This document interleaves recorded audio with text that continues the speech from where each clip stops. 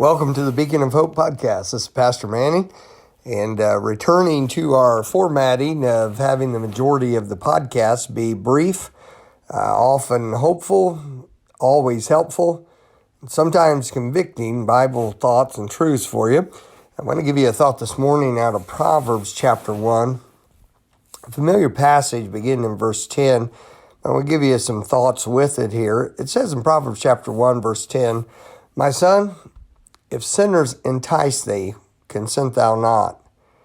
If they say, come with us, let us lay wait for blood, let us lurk privately for the innocent without cause, let us swallow them up alive as the grave, and whole as those that go down into the pit. We will find all precious substance. We shall fill our houses with spoil. Cast in thy lot among us. Let us all have one purse. My son, walk not thou in the way with them. Refrain thy foot from their path.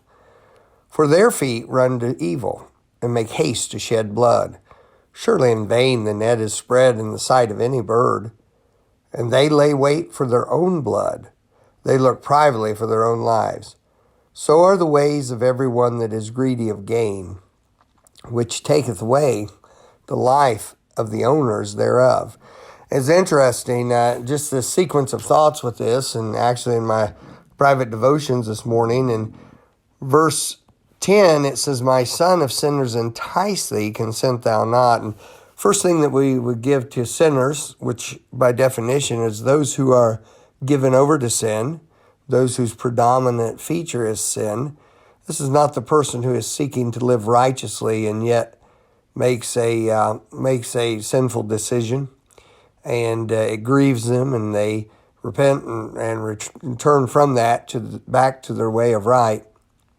This is someone who's, the thing you know about them is they're a sinner. There's often a wicked pride attached to that today. People say, oh man, they're wicked, as if that's a good thing. It's not. And someone saying that way reveals their own foolishness and their own wickedness, as well as the wickedness of the one they're admiring. And so this is the nature of these sinners we're speaking of here.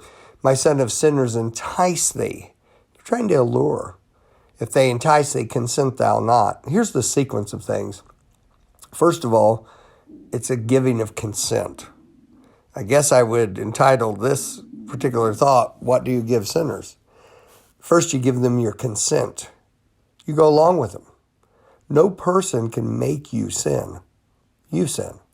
I sin. Nobody can make us do it.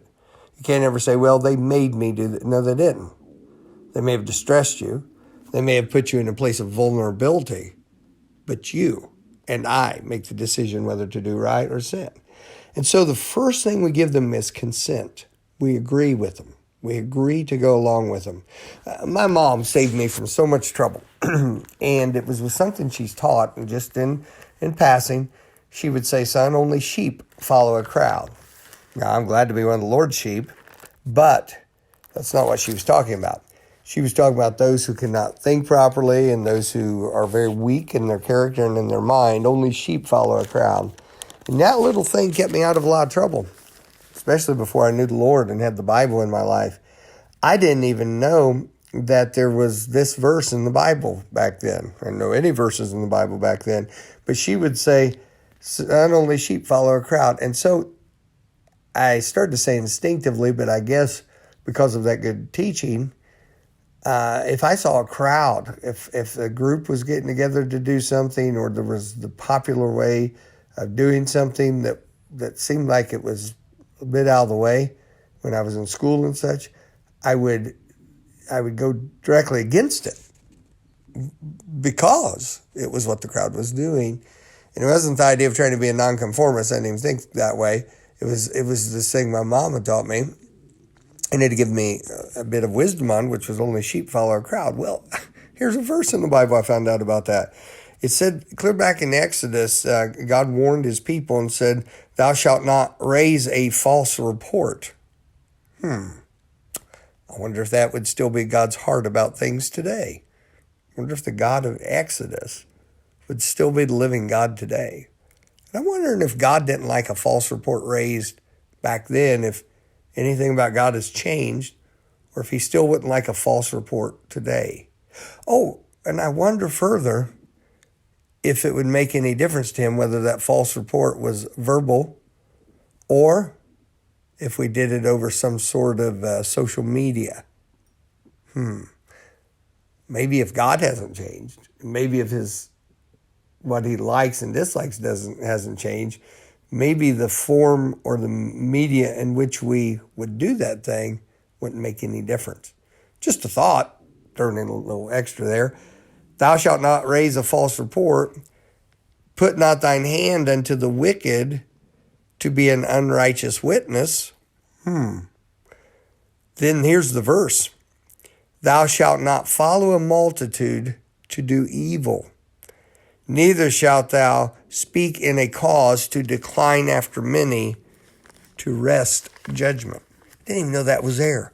So the first thing we give sinners is consent going along with them. Then it says with that, verse 10, my son, if sinners entice thee, consent thou not. If they say, come with us, here's what happens. We give them the consent, and then we give them the lead. They say, come with us. They've determined the direction. They determine where things are going, and they say, why don't you come with us? So we give them consent, and when we give them consent, we then give them the lead. Now they are leading our direction. Now they are leading their life. We have put the steering wheel of our life into the hand of people who are known for wickedness. In fact, they will readily admit in those few verses that they look for opportunity to hurt somebody and to take away what they have. So in great wisdom, say, okay, we'll go along with you because we're going to hurt some people. And oh, by the way, I'll follow you and I'll give you the lead in my life.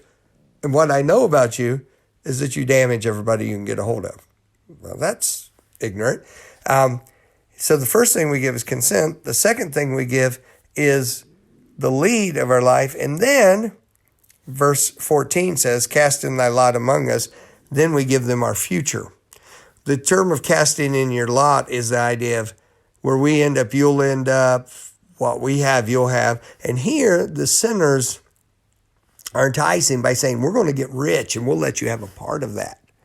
You help us and we'll let you in on it. But the fact is, when you give consent, then you give the lead. And when you give the lead, then you have given away your future. Question. To whom do you really want to give away your future? To whom do you want to turn that over? If you're, by Bible definition, foolish, you'll give it to anybody. If you, by Bible definition, are wise, you won't give it to anybody except the wise and God himself. You give consent, then you give the lead, and ultimately you give your future. Sinners will entice. The question is, what are you going to give them? Can I tell you exactly what we should give them? Nothing. Nothing.